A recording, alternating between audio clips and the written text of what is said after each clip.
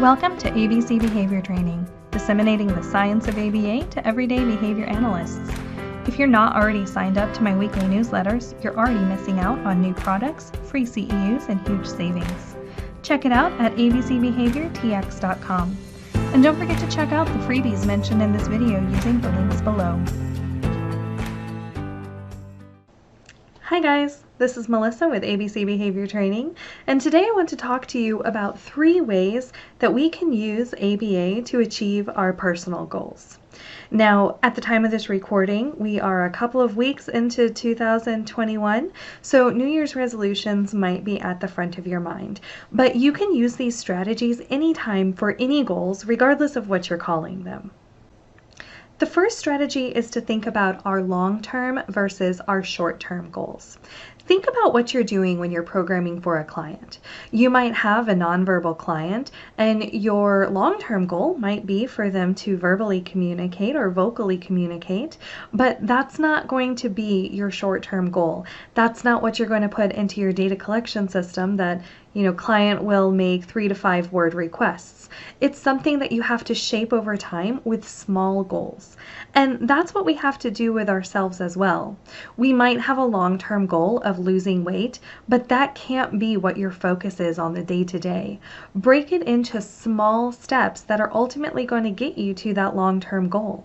So again, if your goal is to lose weight, maybe your short-term goals are going to be to work out 5 days a week or cook meals at home most often. And again, we want those to be, something that's observable, measurable, that we can take data on. But we want it to be something that will help us get to our long-term goal, but that's not so general that we have this goal of losing 20 pounds and then we don't know what to do with it. The second strategy is replacement behaviors. So we all know about using replacement behaviors with our client, but I feel there are things that we often forget when we're thinking about goals for ourselves. So one of my favorite books is called The Willpower Instinct by Kelly McGonigal. Now I know the title alone just might make you cringe thinking of hypothetical constructs, and that is true. It is a psychology-based book. But what's really interesting about it that I noticed when I was reading it as a behavior analyst is that they talk about these willpower challenges or willpower goals. And there are I will goals and I won't goals. So I will goals, those are things that we're thinking of behaviors to increase. So I will go to the gym 5 days a week. I will drink 64 ounces of water every day. So those are things that we want to increase. And then I won't goals are the things that we want to decrease or the things that we want to stop doing. Now in this book, which again is what we do in our therapy practice, she says to turn all of your I won't goals into I will goals. Now what is that? That is a replacement behavior. So instead of having goals that focus on, I won't do this or I won't do that, focus on what are you going to do? What is the replacement for this behavior that you're trying to decrease? And that's the thing that you should be thinking of, and that's the thing you should be focusing on the day-to-day. So if you go to Starbucks way too often, you might initially want to have a goal that says, I won't go to Starbucks every morning on the way to work. Well, that might be what you ultimately want to get out of it, but think of the dead man's test. A dead person also won't go to Starbucks every morning. So how can we flip that I won't into an I will? For that goal, you could have, I will set my coffee maker the night before so it automatically makes a fresh pot of coffee for me in the morning. Because by doing that, you then are going to reduce that motivation for you to stop by Starbucks if you already have fresh coffee with you. And the third thing that we want to do is collect data and reinforce. So this is kind of a 2-part step, but they really do go together. The first thing that we need to do is to take data. So we need to have goals that are observable and measurable, and it also include a mastery criteria if you're going to have multiple steps so you know when to go to the next step.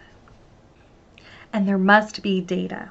Now, you don't need to walk around with a clicker tracking the exact frequency of everything that you're doing throughout the day, although you can do that if you want to. You absolutely don't have to. It can be something as simple as, yes, no, did I do this today? Or, yes, no, did I do this week? Or did I do it enough times this week? Whatever your goal is, you need to have some way that you're tracking your progress and some way to know, are you in the right direction? Are you moving towards meeting your goal? And again, just like our clients that we work with, our goals should not require 100% perfection. Allow yourself a little bit of wiggle room. So, if you don't meet your goal every single day of the week, maybe that's okay. Maybe you're only looking for 6 out of the 7 days you do this, or 5 out of the 7 days you meet your certain goal. So, think about how it is that we program for our clients and program the same way for us. Don't set goals for yourself that are unrealistic. And then that's where the reinforcement comes in. Remember that reinforcement increases the behaviors that it follows. So if you want to increase one of your own behaviors, what should you do? You need to provide some reinforcement. Now, some behaviors are going to reinforce themselves. If your goal is to, your long-term goal, of course, is to lose weight, then going to the gym regularly and cooking meals at home instead of eating out, well, that's going to produce weight loss. So that itself is going to be reinforcing. But you still want to provide some sort of other reinforcement, even if your goal is self-reinforcing. Maybe you provide this reinforcement when you hit certain milestones, maybe when you've lost 10 pounds or you've saved $500, or maybe you do it at the end of every week that you've met whatever your mastery criteria is. But it's important to provide something that's functionally relevant to the thing that you're trying to improve or change. Meeting your goal, if you have a goal of losing weight or saving money, meeting those goals and making progress, that doesn't mean that you no longer crave chocolate or you no longer want to go shopping on Amazon. So allowing yourself a cheat meal or a small purchase or whatever it is that allows you to access some of that reinforcement without losing all of your progress, those things are healthy and they're going to help us continue to make progress without just getting completely overwhelmed and not wanting to move forward on the goal any longer. We still need to have a way to access those things to us that are reinforcing, but in a more healthy way than how we've been doing it previously. And then just in a final note, as we're talking about tracking data and trying to change our own behaviors, it is really important to be kind with yourself, be flexible, and don't give up. It's easy to give up at the first sign of failure or the first setback, but don't do it. Think about our clients. How long does it take them of working on something until they master a goal? And think about a close friend of yours. What would you say to them if they had a setback or a failure in a goal that they're trying to reach? Are you going to tell them, yeah, you should probably just stop working on it now? No, you are going to cheer them on and tell them that you can do it. Don't give up. Keep going. So you should have that same outlook that you might have for a close friend and have that same outlook for yourself. Now, I'm saying that it's difficult for me to do. I know that it's difficult for us to do in real life, but just make that effort and try to have that flexibility with yourself. As Albert Hubbard said, there is no failure except in no longer trying. Thank you for joining me in this video today, and be sure to click the link below in some freebies that are going to help you master your own goals.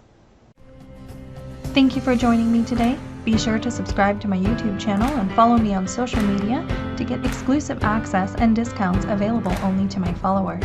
Now go out there and make a difference using ABA.